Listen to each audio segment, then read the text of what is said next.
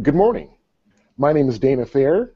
I'm with the ITS Communications team, and I'll be your host. Whether you're watching live or via recording, I want to welcome you to this 2015 ITS Connection Points Google Hangout on Air with Laura Patterson. So here's a quick overview of today's event. Laura will be sharing her thoughts during the first portion of the Hangout. Later, we'll take questions from you, the audience. You can submit your questions via a Google form. The link is posted on the event page and in the email you received earlier today. And with that, here's Laura. Hi, everyone, and thanks so much for joining today. Before I start, I want to say that I know there is a temptation, since most of you have two screens, to watch me on one screen and keep working on the other. And I really want to urge you to give me 20 minutes of your time. After I'm done speaking, we're going to go into a Q&A session, and if you don't care to hear the questions and answers from your colleagues, you can drop off then. But I do have some really important news to share with you, and so I'm looking for your full attention. I don't like starting with an apology, but I do apologize that it's been such a long time since the last Google Hangout. We had actually scheduled a Hangout due to the very positive response we got from the last one that I did. And unfortunately, I had a personal situation that caused me to be away from Ann Arbor, and so we had to reschedule. And I know what you're thinking, well, you could do a Google Hangout from anywhere, but actually I can't. It takes a team of people to pull this off. So we agreed to reschedule. And then the date that we had rescheduled to, and on very short notice, I got called into a regents meeting to speak to the regents, and so we had to again reschedule. But it is my commitment to you to hold these Hangouts on a regular basis, because my goal is to connect. It's to connect directly with you.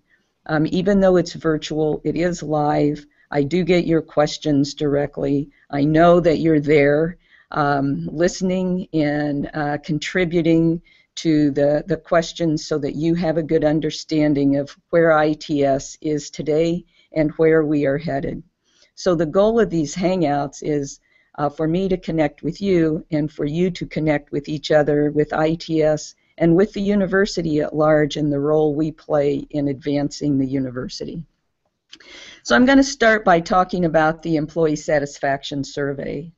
On the last Hangout, I almost pleaded with everyone to participate in the survey because I so much needed the input. And I'm blown away and proud to report to you that 95% of the employees in ITS participated in the survey. We had the highest participation rate of any group in business and finance, and that is phenomenal. What that also does, it increases my commitment to you, because if you care enough to take the time to answer the survey, and 95% of you did, then I certainly am going to pay attention to it. We had a 5% increase in our overall satisfaction score. We achieved a score of 75. And the way you should think about this score is not like a percentage. It is instead, think of it like temperature. And when the temperature is 75, that's a pretty comfortable temperature.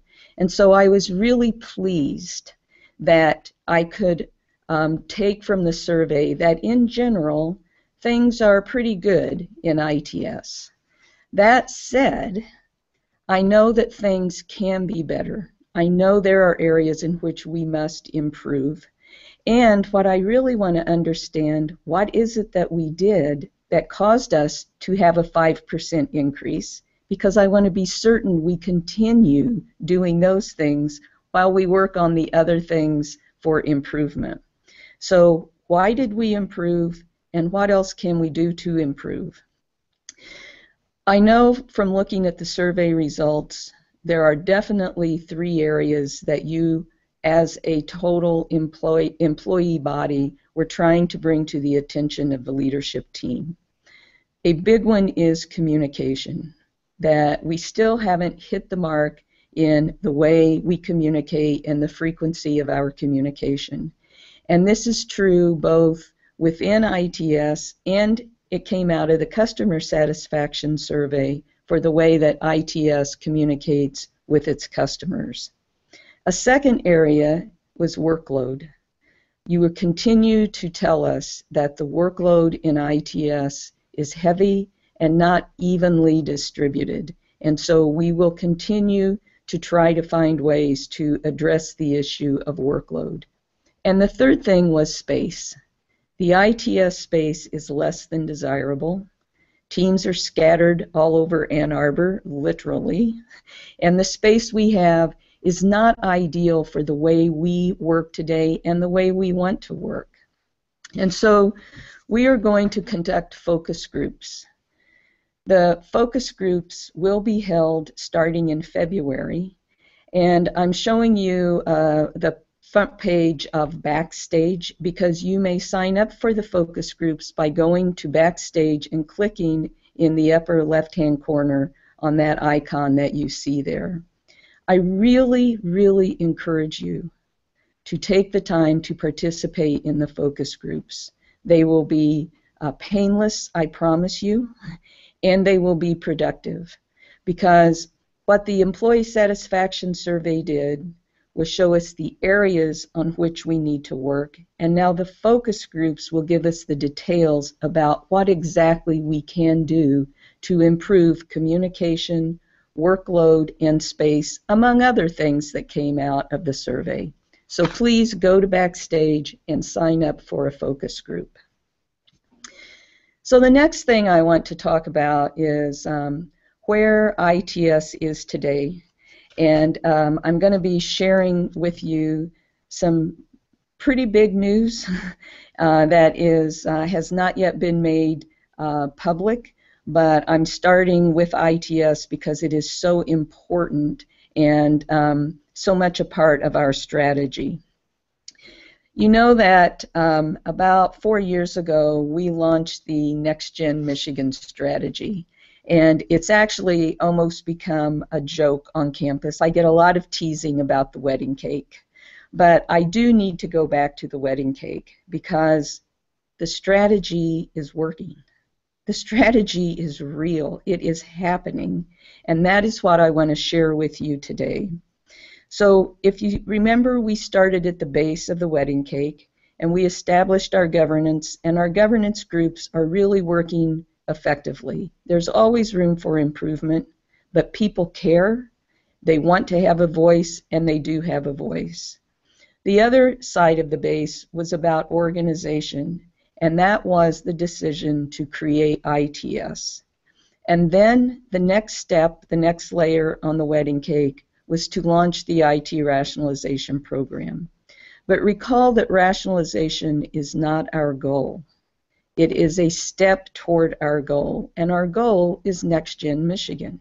Nextgen Michigan is the next generation technology and the next generation model of technology service that will carry the university forward. We are making tremendous progress. The My Workspace effort is now rolling out into the schools and colleges, and I will tell you that it is being received more positively than I ever could have hoped for. I'll be talking about that in a minute. But our goal of becoming a shared service provider that the campus wants is actually becoming true. Likewise, as we rationalize, we are moving to a shared infrastructure.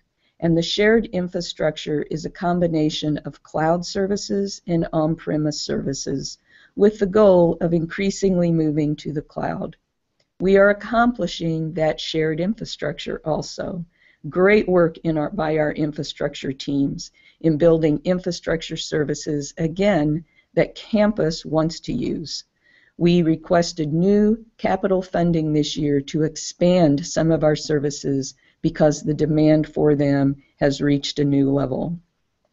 What's really exciting for me was that we had an idea that on these shared infrastructure, units would be running their services and that they would be working on edge technologies, while ITS would be running shared services on this same infrastructure, some of it in cloud, some of it on-premise.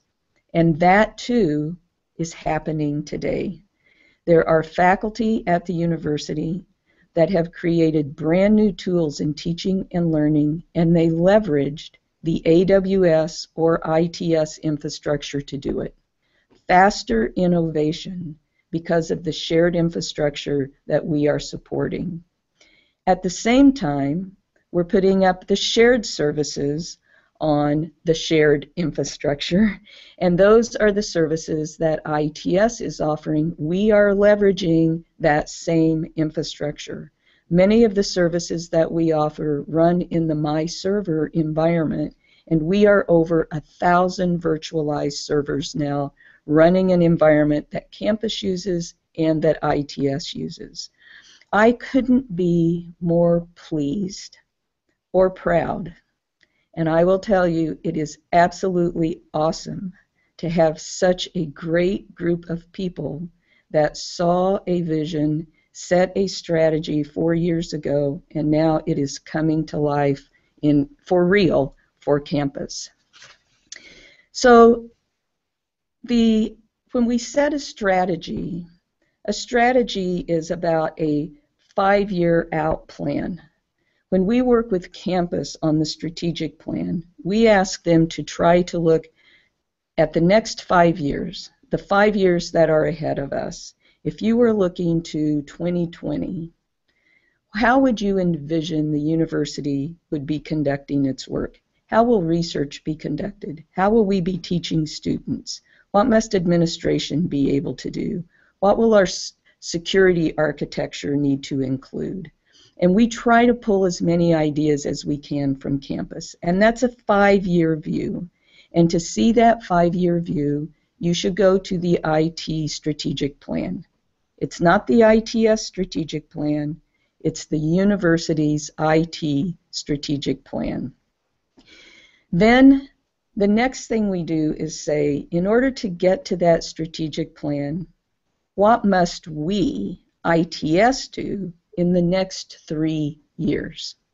What must we absolutely do in the next 3 years in order to deliver on this long-term strategy that the university has? We call those must-do things the strategic imperatives for ITS.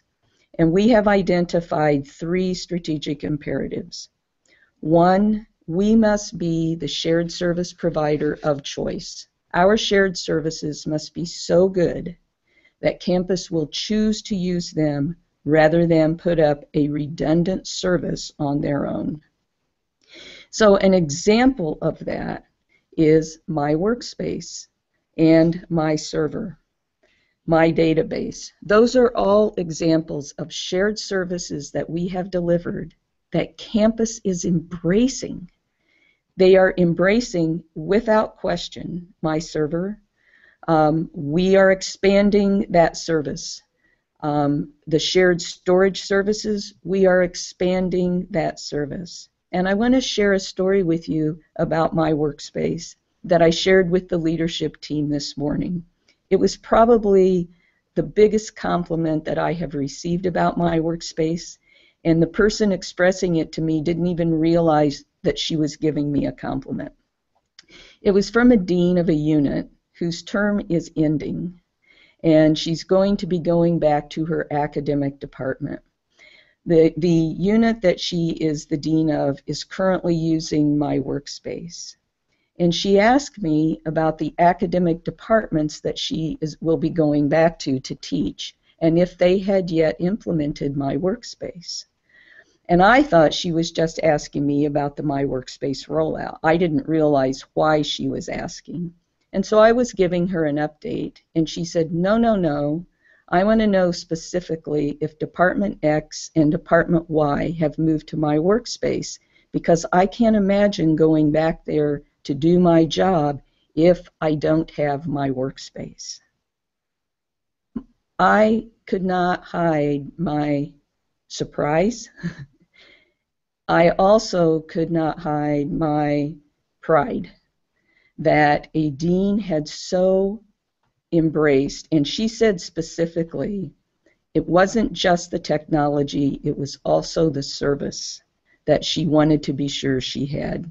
And so this imperative that over the next 3 years we must be the shared service provider of choice, we are well on our way to accomplishing that imperative. The second imperative is around the mission-aligned technologies, and that is being a shared service provider is critical to advancing the university to Nextgen because it builds the shared infrastructure. But we bring real value to the university when we can advance the mission, when we can provide the technologies that support research and teaching and learning, and not just for today, but the future of research and teaching and learning, both of which are changing drastically because of technology. We are seeing unbelievable progress on this imperative in 2 ways. One is we are piloting Canvas as the next learning management system, the next generation of C-tools, if you will, as part of the Unison Consortium, and our pilot is going remarkably well. Our teaching and learning team, with support from all the teams in ITS, rolled out the Canvas pilot on very short notice with a very high level of support. And the faculty are actually amazed, stunned, and grateful at the level of support and the opportunity to work with new technologies that are going to change the way instruction is delivered. The second way that we are advancing the mission is in the area of research computing. And I am sharing with you today, before we make it public to the campus, that the team that is currently located in Kane, that runs the high performance cluster that we call Flux, that is used by researchers all across campus for high performance computing, that team is being moved into ITS effective February 1. They are being moved into ITS into a new department that we are going to create called Advanced Research Computing Technology Services. This is the beginning of building out a true research computing service that will serve the entire university. I am so proud of this move. We are in the very early stages. There is a lot that needs to be defined. There are a lot of details to be worked out, but that's the way it was 5 years ago when we created ITS. And so we know how to do this. We know how to come together as a team, and we know how to start quickly delivering the services that the campus is asking for. What's most exciting about this, I believe, is that it is endorsed by the deans, and particularly the associate deans for research from the major research units across campus. So it isn't something now that we have to sell to campus. It is something that campus said they thought needed to happen in this journey that we are on toward Nextgen Michigan. The third imperative is also one that we are making great progress on. That imperative is that we must establish a service-first culture everywhere in ITS, in our new research computing team, in ARC Technology Services, in our teaching and learning team, in our service center, in AIS, in infrastructure services, in our security group, in computer, in data centers and communication systems. Every one of our teams will be trained in the ITS service culture that we are growing gradually over the next few years. We're starting with the service center and the areas that are in support services. They are both building the program and piloting the training. And then this summer we will start working with teams across ITS so that we have a shared approach to the way we interact with our customers. We have a lot of opportunity here. We are building confidence with people on campus for our ability to run shared services. But I do get feedback about the way we interact with campus and changes that people would like to see. And so that is what our Service Excellence program is going to help us with. And I guarantee you that with the next customer satisfaction survey, we are going to hear from customers that our service knocks their socks off. At least that's my goal. There is a proverb that I have used recently. In fact, I spoke to it at the Michigan IT Symposium. And that proverb is, if you want to go fast, go alone. If you want to go far, go together. And I'm using that proverb to talk about Michigan IT and the importance of enabling units to go fast. That's why the shared infrastructure is so important. Our units, our schools and colleges and research units need to have the freedom, the support, and the infrastructure to innovate things very quickly. But then ITS needs to also be able to work with those innovations to bring them into the enterprise so that we can scale those innovations across the university seamlessly. And this is the goal of Michigan IT. I know that you have heard me talk about Michigan IT, and it's the effort to bring together Unit IT and ITS to provide these edge technologies and robust infrastructure services that serve every faculty, staff, and student at the university.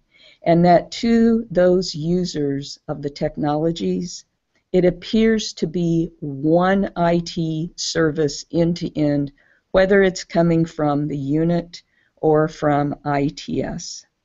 And so I'm going to close with a call to action for everyone in ITS.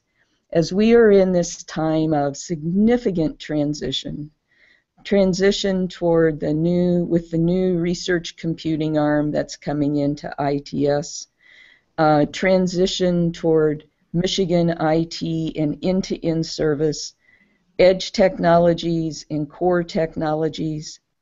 I want you to contribute not just to providing service, but to setting the direction. And here's how you can do that. First of all, I want you to contribute to the strategic plan. We go out on campus and we meet with groups and ask them to read the plan and put comments into the plan, because we take the input and we consolidate it as the input from all of campus. And we need the input of ITS to the strategic plan. So please contribute to the strategic plan. Secondly, I want you to contribute to Michigan IT. You are part of the Michigan IT community. This isn't something for Unit IT that ITS observes. Michigan IT is all IT providers, and I want the individual IT professionals in ITS to actively participate in the Michigan IT community. Some of the ways that you can do that is to attend town halls, go to the symposium when we hold the next one, and join the relevant community of practice to your area of service.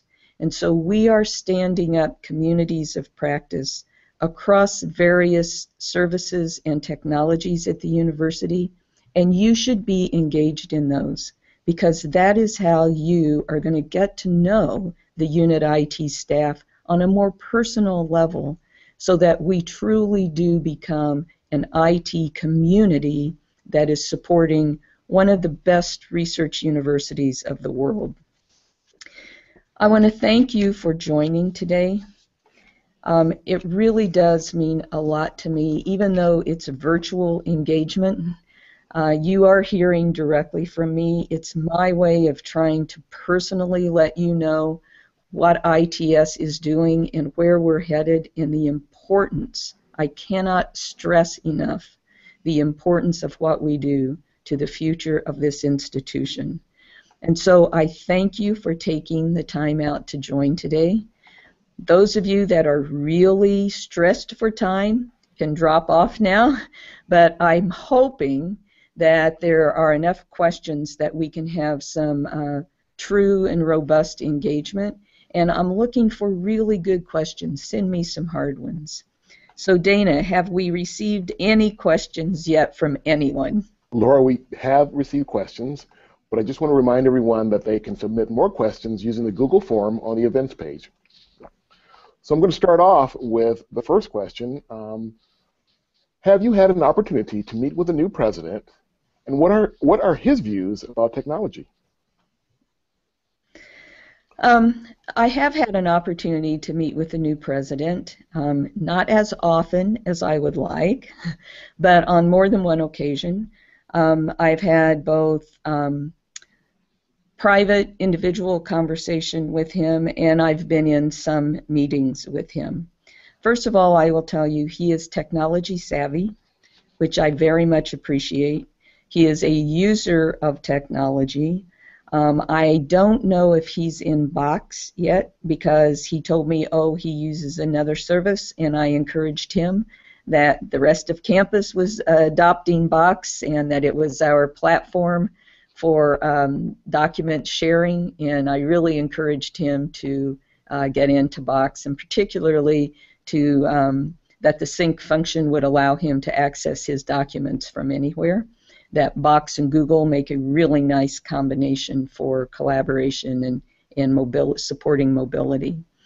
So he is technology savvy. He is a researcher, and he is quite interested in research computing and the university's plans for research computing.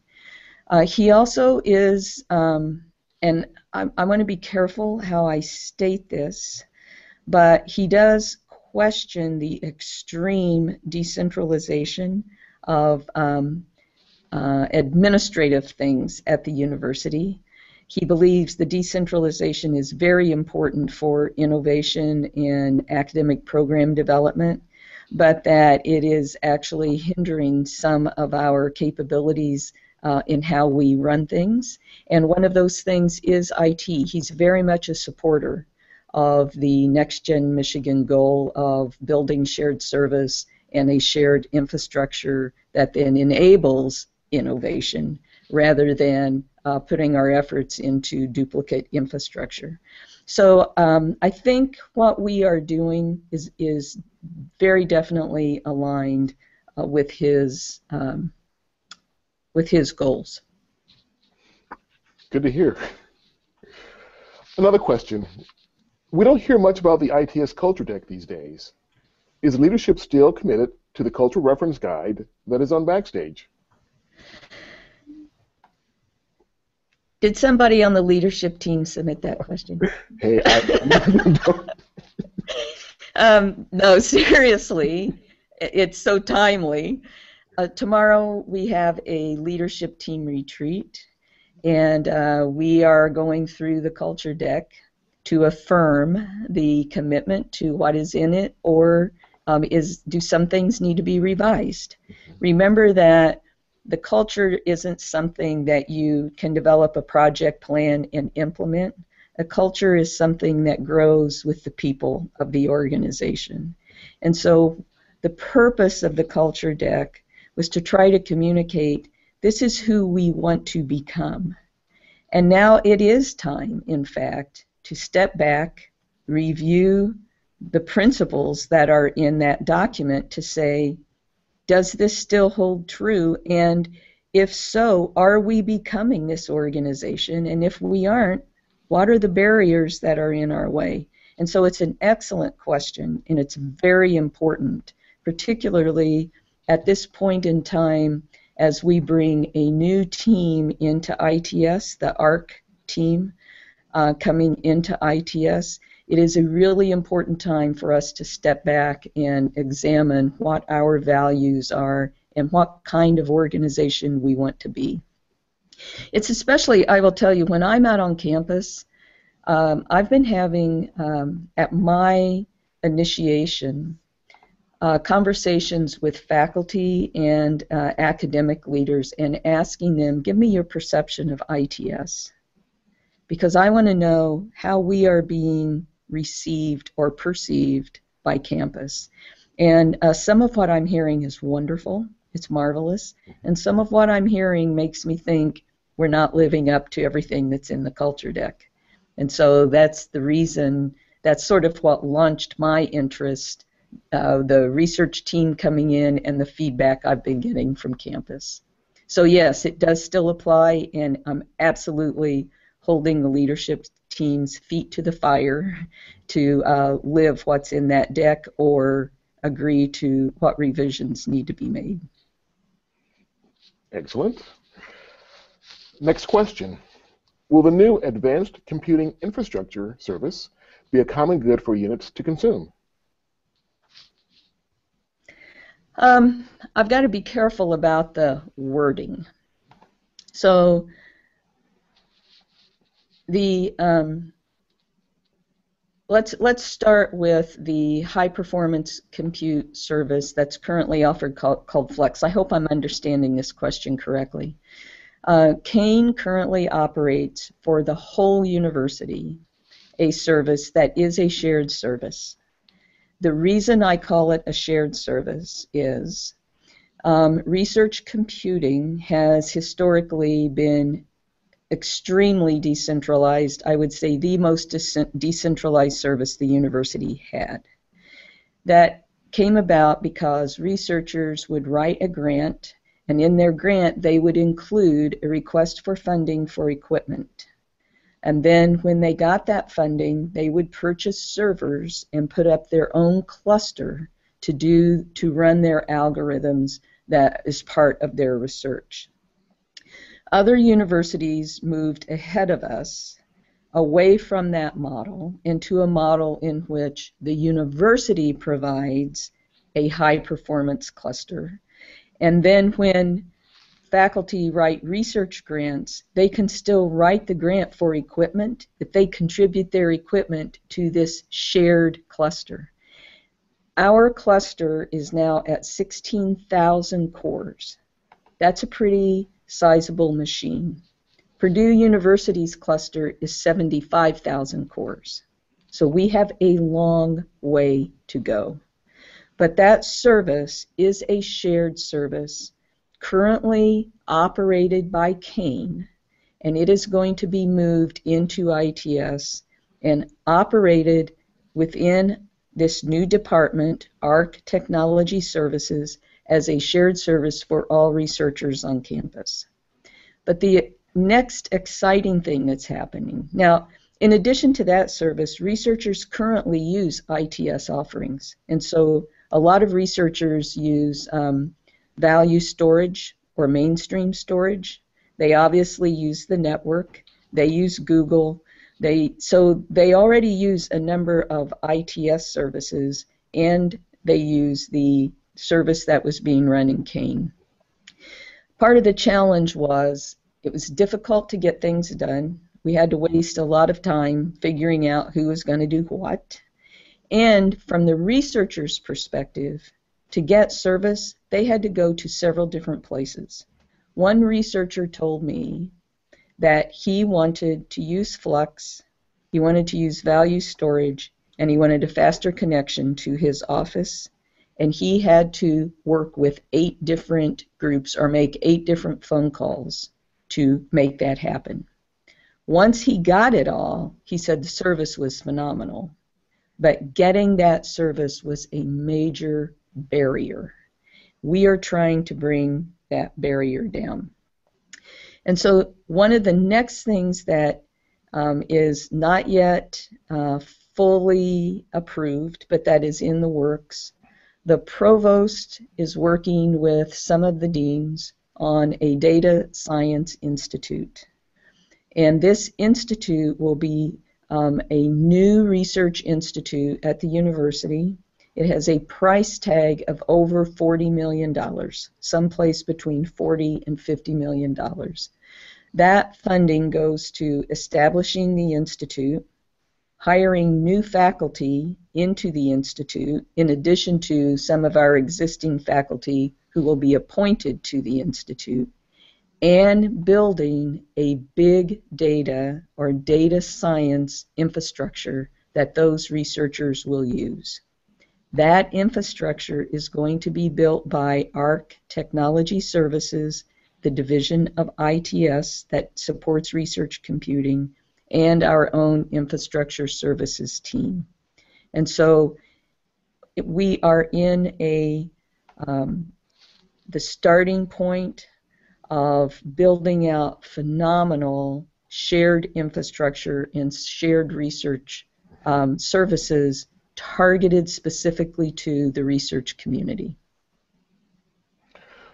So Laura, just a quick follow-up to that question regarding the Advanced Research Computing Department. One, who will be leading it, and approximately how large will that team be? Those are great questions. I don't know if it will alarm people to say I don't know and I don't know. Now, let me explain what I mean by that. Dr. Eric McKeelson is a faculty member in the College of Engineering, and he is a very accomplished researcher in computer science and electrical engineering. He also has the title of Associate Vice President for Advanced Research Computing. He is leading the creation of the new institute, and also he coordinates the Institute for Advanced Compute.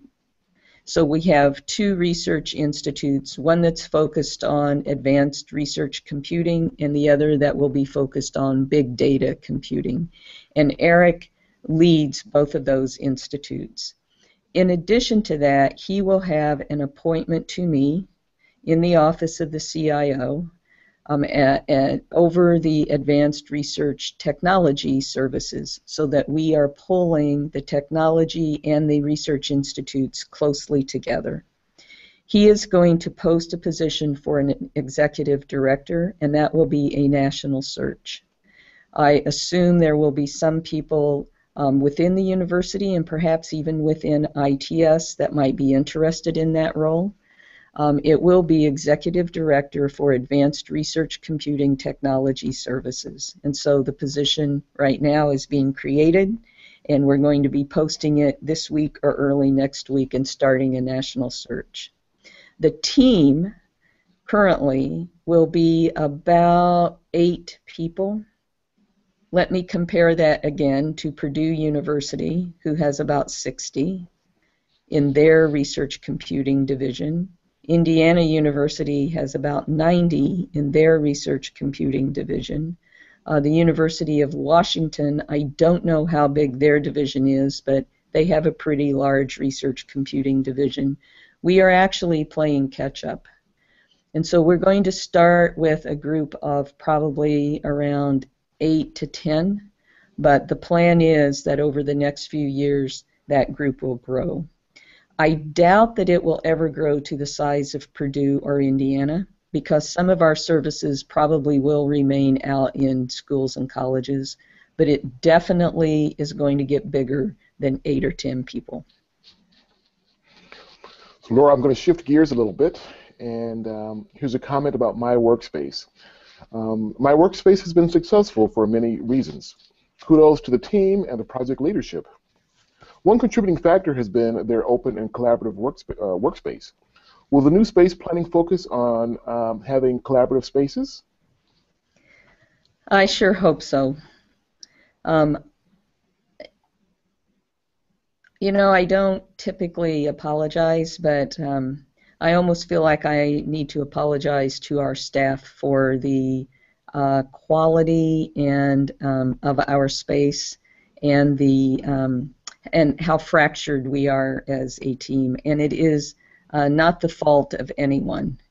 It is a result of having brought groups together and not having space that can house all of us.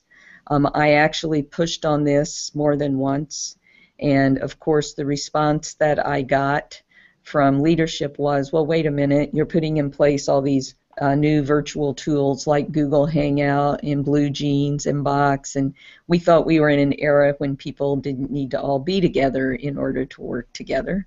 And so that kind of worked against us. But then we have had so much work on our plates. You know, that's why the workload issue keeps coming up. And so all of us, the leadership team down to every single employee, has been so fully engaged that we haven't stepped back to say, how could our space better serve us? And so recently, the leadership team agreed that we needed to take a two-prong approach, that we need to invest some effort in a long-term plan for ITS, and then we need to also work with employees now on some of the things that could be done soon. And I don't necessarily want to call them quick wins, but things we could do now to improve the existing space. So this is sort of like the strategic plan and the imperatives. 5 years out, what would we like our space to be? But what are the imperatives that we must do now because it would make us more productive? So yes, we are paying attention, and that's why I encourage you to go to the focus groups. Next question. Are there any alignment efforts in progress between ITS, Library IT, and MCIT? Oh, wow, how much time do we have left?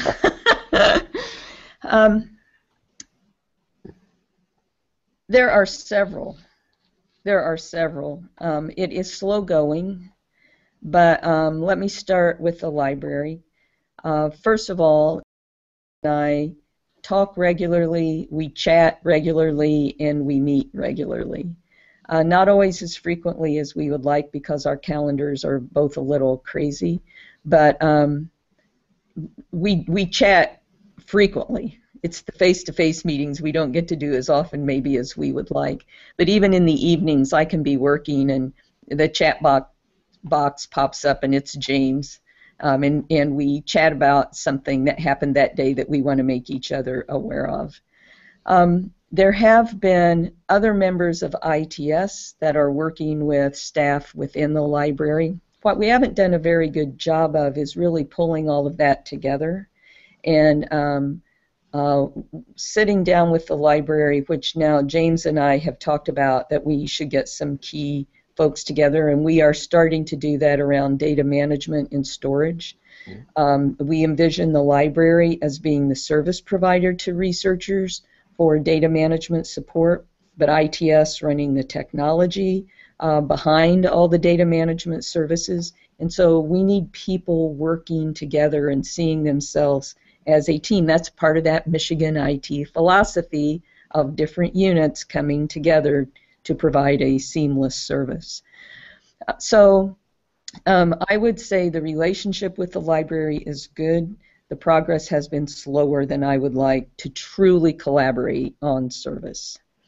The same is true with MCIT, and even more so. We have just finished a really large effort to develop a shared strategy around identity management and a roadmap for how we might go forward. And that is a huge, huge step forward with not just being sure that we communicate with MCIT, but that we're actually working together to bring down the technology barriers that exist between the health system in campus. And so I'm very pleased to hold that work up as a hard facts, true example of work that's underway. Another area is in the security. I have been working both with the medical school and MCIT in defining what we believe the next generation of security, the structure, and the service, because we recognize that right now healthcare and higher education are the number 1 and 2 targets for security breaches, and the University of Michigan is both. We are a healthcare provider and we are a research university. And so I have been working with leadership of the medical school and the hospital on steps we can take to strengthen the overall security program at the university. Next question. Can you talk a bit about our PBRM model and how it will help us achieve our ITS strategic imperatives? I would love to. Can we put that up, or is it too late? I actually skipped over this. I had intended to talk a bit about it in my comments because you may not quite realize it yet, but we are actually, now I'm going to say we're in PBRM. Remember, Plan, Build, Run, Manage is a maturity model, and I keep encouraging you to understand it isn't like one day you can say, it's sort of like when you go on a diet. You can't one day say, I'm going to go on a diet, and the next day have lost 15 pounds. It takes time. And that's the case with PBRM. Our processes have to be established, and then they have to mature. The way our teams work, the way people come out of run and go to build new projects and then go back to run, all of those things we continue to work on. But you are looking right now at a very high level function chart of Plan, Build, Run, Manage. And I want to point out briefly, because we don't have time to go into great detail, what this chart is showing you, because I'm just so thrilled about it, and I've been taking it out on campus, and it really resonates with people. They get it, and they like it. They think it's the right thing. And I'm going to start on the left side, the purple box, that is the plan box, and that's really the function in the office of the CIO that's leading all of our planning efforts, now led by Kathy Curley as the executive director there. And so that's how we set our strategic plan. That's the engagement with campus that looks 5 years out to figure out where the university's headed, what we need in technology. It's how we manage our governance groups and support them. And that's where Michigan IT is being built and coordinated. That's also where our enterprise architecture group is, that is trying now to develop more robust tools for actually drawing so that we can actually show people the architecture, where there's redundancy and where there are opportunities to build differently for the future. Now I'm going to jump to the right, and so that is in place working. Now I'm going to jump to the right-hand side. This is the run group, the pink box, the pink area. And this, too, is launched and on its way. And the reason I say that is this group is focused on taking those new things, like our shared services, and improving our service level while at the same time driving down the cost of running the service so that people want to use them. And so when I talked about people looking forward to coming into my space, telling me how good the service is, or when I say we had to go back and get more money to expand our storage services or our virtualized offering, that's because our run group is in place, focused on those services and making them better every day, and the way the service is delivered better every day. The yellow box is getting underway. I would say it is, it's further along than research computing, but it's not as well established as plan and run. And that is because we have new leadership there, Scott Taylor, who joined us just 3 months ago. And he is leading the development of that build group. Now, what is very exciting is that this is the group that will lead the projects and programs that come out of our capital requests. And we have a number of capital requests. $30 million underway, another $15 million in projects coming. And so this group is going to become expert at launching new programs and projects, delivering in a consistent way that campus embraces, that has regular reporting, and that is consistent in the way we introduce change and bring campus along, so that then the pink box can take those services and really push the adoption. And so those areas, the plan, build, and run are in place. It's happening. It's happening. The blue box is the new box. Now, that's a little bit confusing, and we still have a lot of details to work out there. But the blue pillar is where we are offering our mission-aligned technologies. What's happening out of that box right now is that we are rolling out Canvas pilots, and what's happening out of that box is this is where ARC Technology Services is going to appear within a few weeks. And so what I'm showing you here is the Nextgen Michigan strategy in life, for real, in the flesh and blood, maybe I should say. Because we have a planning group, we have a really strong run group focused on service, focused on operational excellence.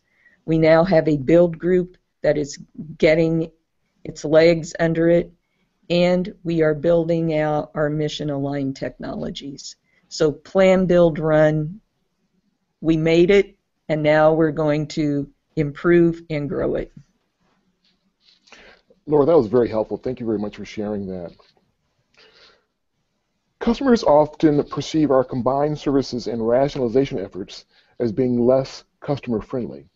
How will ITS reconcile the pressure to become more lean in providing our services with the initiative of customer service excellence? So that's a really loaded question, because it's hard for me to know exactly what is meant when you say they don't perceive our services as customer friendly. Because that's not exactly the feedback that I've been getting from campus. On the other hand, if what you're saying is, how are we going to become more lean and efficient but ratchet up the service level, because often that means more customized, or maybe I should say more personalized service, which is a more expensive service model, then that's a really good question. But I do think it's doable. And let me describe a few reasons that I say that. One is customer service is not the responsibility of the service center. Customer service is the responsibility of every employee in ITS. And right now we have permanent staff, something we're getting close to 750 because of the consolidation effort. And we have another 150 or more student employees who also deliver customer service. So that puts us close to 900 people. 900 people serving the University of Michigan. We ought to be able to knock people's socks off with that many employees if every one of them believes that their job is to deliver good customer service. So that's one way I think it's going to happen. The second way it's going to happen, we're putting in place some pretty advanced tools. ServiceNow is not just about supporting ITIL processes. ServiceNow is about building a service infrastructure that enables Unit IT and ITS to do a much better job of building knowledge base and tracking service requests and tracking service tickets. And so the better we get at leveraging ServiceNow as a tool, not having different processes in every department, having the same processes across all ITS departments so that we are fast and nimble is also part of the service strategy. The third thing is, I do recognize that some parts of ITS are going to engage with campus differently than other parts of ITS. And so one of the unique things about that new blue box is that that is going to be a service that's delivered to every individual researcher and faculty, and in a very personalized way. Whereas a lot of what comes out of the pink box are enterprise services. And so I'll give you an example. We don't customize Wolverine access to every individual employee when they go in and select their benefits or change their direct deposit. Everyone uses Wolverine access. But out of the blue box, a researcher is going to be able to walk in the door of our technology services and say, you know, that configuration in Flux doesn't quite meet my needs. What can you do? And we will work on new configurations to meet the needs of an individual researcher. If an employee comes in the door and says, I don't like the way my paycheck is printed, we're not going to customize paychecks to individual employees. And so there are some differences across those divisions, but our service model and our commitment to service excellence is the same for everyone. Laura, we have time for one more question, so this is going to be a quick answer because we've got to wrap up. We know people have meetings to get to. So the last question is this. Have you considered moving your office from Arbor Lakes to Boyer or ASB?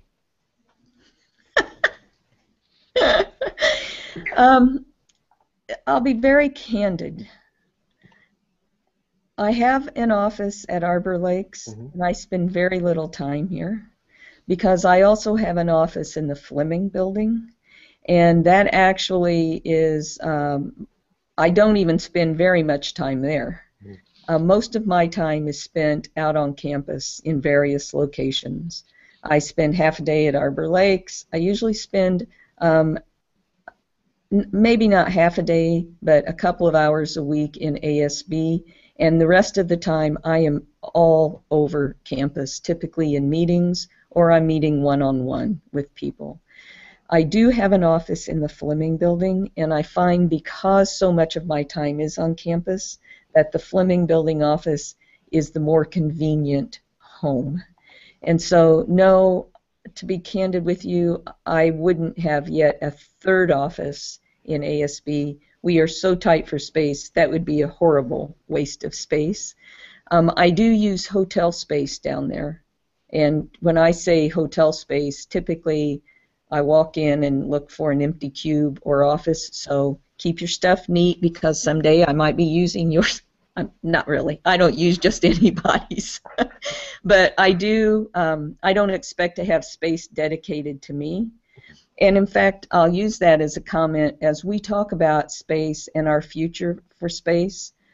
This idea of having open space where staff can use as hotel while they're on site, because I don't think I'm ever going to be able to convince leadership to bring all 900 of us together in a brand new building. And so we are going to have to look creatively at having people who want to work from home 1 or 2 days a week and using then rotating space as part of our solution for meeting our space needs. That was a long-winded answer, but Yes. So my takeaway is I'm going to rush back to my cube and clean it up real fast. That's right. At least clean off the desk so I have some place to put my laptop. Absolutely. Laura, thank you for your time. And also I want to thank everyone who attended and participated today. We want to thank those behind the scenes who helped support today's event. A recording of this Hangout will be available next week on Backstage. And if you're watching the recording of this event and you have questions, please email them directly to Laura. This concludes our broadcast. Dana, could I say one thing? Of course, of course. I really would like some feedback, and I think the best way to provide that might actually be through those focus groups. For if these Google Hangouts are an effective way, would people like to have a physical all-staff meeting where we go someplace on campus? Is this more effective than that? Are there other ways? Because this engagement really is important to me. And I do intend to do Google Hangouts more frequently if I get the feedback that this is an effective mechanism.